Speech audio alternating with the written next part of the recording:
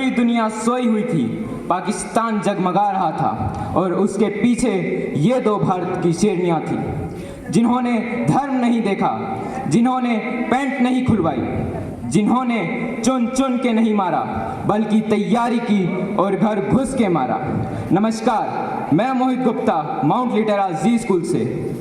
आपको याद है 22 तारीख की वो घटना जब पहलगांव में किस तरीके से पैंट खुलवाई गई, पूछ पूछ के सुहाग उजाड़े गए। उस सुहाग की रक्षा करने, उस सुहाग का बदला लेने हमारे देश की दो भारतीय शेरनियों को जिम्मेदारी दी गई है।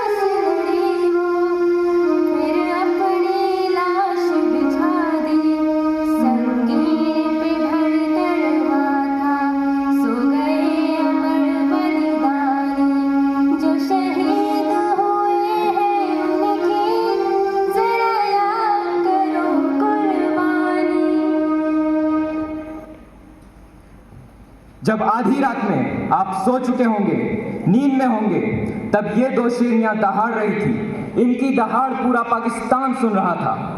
एक भूमिका सिंह और दूसरी सोफिया कुरैशी।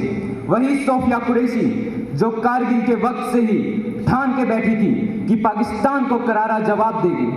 तब वो केवल 17 साल की ही थी, तब भी उनमें यही जज्बा, और अब 2025 में वो तैयार हो चुकी थी। ये वही सोफिया कुरैशी है जो इस्लाम धर्म से आती है और हमारे देश की रक्षा कर रही है, और रातों रात रणनीतियां बना के सुबह होते होते पाकिस्तान में हाहाकार मचा देती है। ये हाहाकार बताता है कि पाकिस्तान अपने घुटनों पे है। 1999 जहां देश कारगिल युद्ध से गुजर रहा था, तभी सोफिया कुरैशी ने भारतीय सेना की वर्दी पहनी थी और उन्होंने तभी ये प्रण लिया था कि वो पाकिस्तान को छोड़ेगी नहीं। वो वहीं पर नहीं रुकी, और मोदी जी को भी उन पे ऐसे ही भरोसा नहीं हुआ। पहले 1999, फिर 2016 और फिर 2025 में भी सेना की प्रेस कॉन्फ्रेंस में भी उनके चेहरे पर वो तेज दिखाई दे रहा था। उनकी आंखें बता रही थी कि उन्हें सुकून तो बहुत मिला है।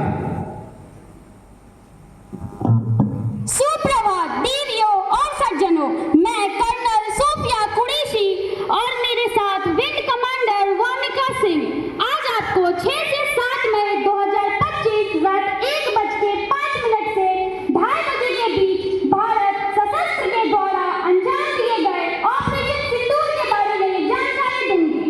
ऑपरेशन सिंदूर 22 अप्रैल पहलगाम में हुए आतंकवादी द्वारा शिकार किए गए मासूम नागरिकों के और उनके परिवारों को न्याय देने के लिए लॉन्च किया गया था। 9 टेररिस्ट कैंप को टारगेट किया गया और पूरी तरह से बर्बाद कर दिया गया। जय हिंद, जय भारत।